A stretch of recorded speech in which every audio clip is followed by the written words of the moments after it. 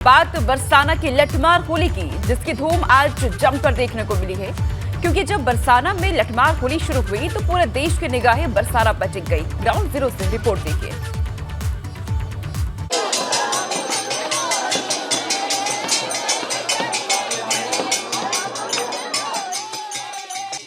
जमकर उड़ा रंग गुलाल, बरसाना में धमाल।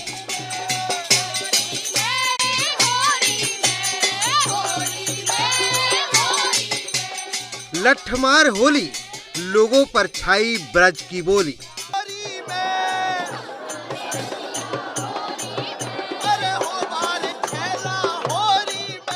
होली यूं तो रंगों का त्योहार है, लेकिन मथुरा वृंदावन के लिए होली का त्योहार किसी उत्सव से कम नहीं है। खास तौर पर बरसाना की लठमार होली।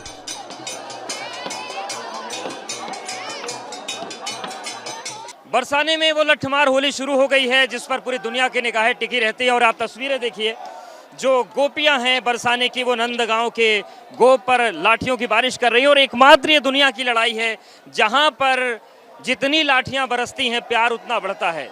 ये मात्र दुनिया की एक ऐसी लड़ाई है जहां पर लाठियां बरसने से, युद्ध होने से खून नहीं बहता, बल्कि प्यार का रंग चटक होता है। और यही वो बरसाने की होली है जिसको देखने के लिए देश दुनिया से लोग पहुंचते हैं। तो आप देखिए, ये लाठियां चल रही हैं और आप जरा देखें कि ये जो सखियां हैं, ये राधा रानी की सखी हैं, और जो ये हुरियारे दिख रहे हैं, ये कृष्ण जी के सखा हैं। तो ये लठमार होली की परंपरा निभाई जा रही है। लठमार होली को राधा कृष्ण के प्रेम का प्रतीक माना जाता है, क्योंकि बरसाना में लठमार होली खेलने के लिए लोग दूर दूर से आते हैं और फिर यहीं के रंग में रंग जाते हैं। इस पूरी परंपरा का निर्वहन दो पताकाओं के जरिए होता है। एक पताका होती है भगवान कृष्ण की, दूसरी पताका होती है राधा जी की। और ये जो आपको बरसाने की बहुएं दिख रही हैं, यहाँ पर एक चीज़ और बताना जरूरी है कि जो लाठियाँ चलाती हैं, ये गोस्वामी परिवार या सेवायत परिवार की बहुएं हैं। जो बेटियाँ हैं वो लाठी नहीं चलाती, जो घर की बहू हैं वो लठमार होली में हिस्सा लेती हैं। तो आप ये देखिए, ये एक ऐसी परंपरा है, ये एक ऐसी सनातन परंपरा चली आ रही है प्रेम की, जो दिन दूना रात चौगुना, जिसके प्रति आस्था बढ़ रही है। और आप देखिए, ये बरसाने की बहुएं हैं जो राधा रानी की सहचरी बनकर इस वक्त लठमार होली का जो पूरा दौर चल रहा है उसको बुलंद कर रही हैं। आपको बता दें कि बरसाना की लठमार होली के अगले दिन नंदगांव में होली खेली जाती है। यानी होली का उत्सव ब्रज में महीने भर तक मनाया जाता है।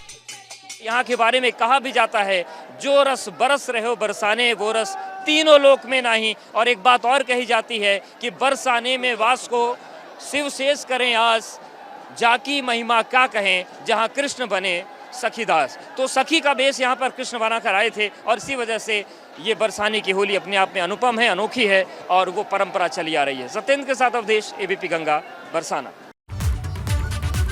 प्रसिद्ध कथाकार देवकी नंदन ठाकुर ने कहा कि कृष्ण जन्मभूमि को लेकर अब इंतजार नहीं किया जा सकता। कानूनी तरह से आध्यात्मिक आजादी हमें चाहिए। उन्होंने कहा कि काशी और मथुरा का मुक्त होना जरूरी है। इस दौरान देवकी नंदन ठाकुर ने स्वामी प्रसाद मौर्य और अखिलेश यादव पर भी निशाना साधा।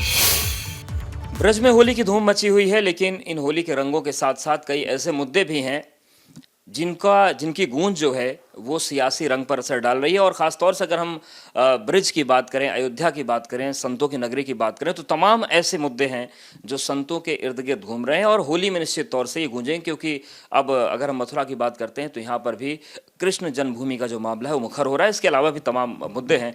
तो हमारे साथ सुप्रसिद्ध कथाकार देवकी नंदन ठाकुर जी महाराज हैं, उनसे हम बात करते हैं, क्योंकि इस बीच कई ऐसे मुद्दे आए हैं जिनमें उन्होंने अपनी मुखर आवाज़ दी है, लेकिन उसका लॉन्ग टर्म इम्पैक्ट क्या होगा, इस पर जानना और समझना बहुत ज़रूरी है। महाराज जी, सबसे पहले तो होली की आपको शुभकामनाएं। होली का पर्व चल रहा है, आपको भी होली की शुभकामनाएं, और जितने भी आपके व्यूअर्स हैं एबीपी गंगा के, एबीपी चैनल के, सभी को बहुत बहुत शुभकामनाएं। महाराज जी, दीपोत्सव की जब बात होती है, अयोध्या में दीपोत्सव शुरू हुआ, उसके बाद राम मंदिर अब बन रहा है। रंगोत्सव भी शुरू हुआ था 2017 में, दीपोत्सव भी शुरू हुआ था 2017 में ही। तो अब कृष्ण जन्मभूमि और कृष्ण मंदिर को लेकर आप लोग क्या सोच रहे हैं कि कुछ सकारात्मक चीज़ें होंगी, या अभी इंतज़ार के मोड में आप लोग? देखिए, इंतजार कितना करेंगे। 75 साल हो गए हमें आज़ाद हुए और कितना इंतज़ार करें। और भाईचारे की भावना को निभाते हुए इतना आज़ाद हम लोग इंतज़ार किए और हम आशा रखते हैं कोर्ट से हम जो भी करेंगे लीगल कार्य करेंगे। मथुरा जन्मभूमि भी राम मंदिर की तर्ज पर आज़ाद चाहते हैं और आज़ादी चाहिए।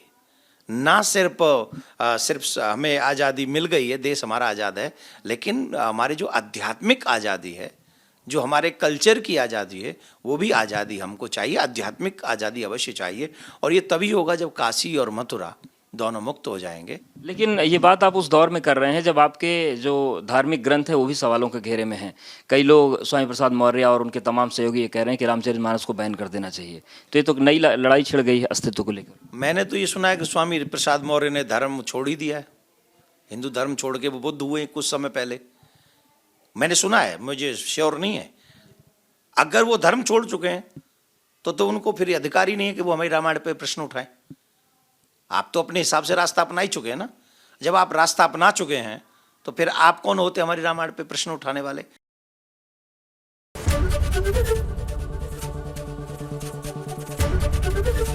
एबीपी गंगा, खबर आपकी, जुबान आपकी।